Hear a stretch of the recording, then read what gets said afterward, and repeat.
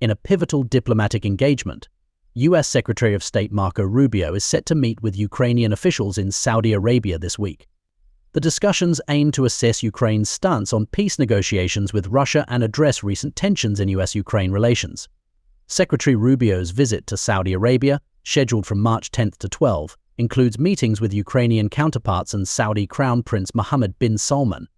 The primary focus is to evaluate Ukraine's readiness to engage in realistic peace talks with Russia.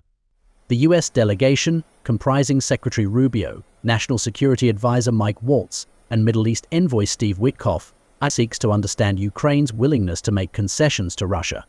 This initiative aims to improve relations following a contentious meeting between Presidents Trump and Zelensky. The backdrop to these talks includes President Trump's suspension of military aid and intelligence sharing with Ukraine after a heated exchange with President Zelensky on February 28.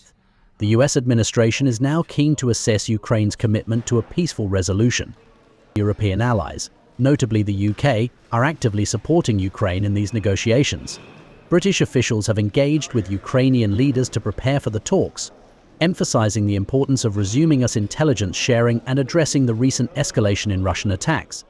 The choice of Saudi Arabia as the meeting venue underscores its role as a neutral ground for critical negotiations.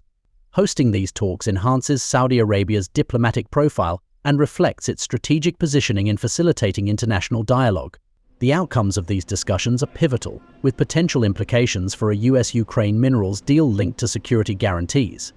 Both nations aim to re-establish a functional bilateral relationship and work towards ending the ongoing conflict.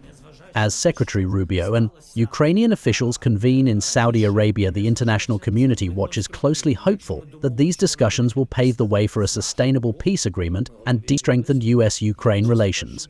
Bureau Report, NewsX World.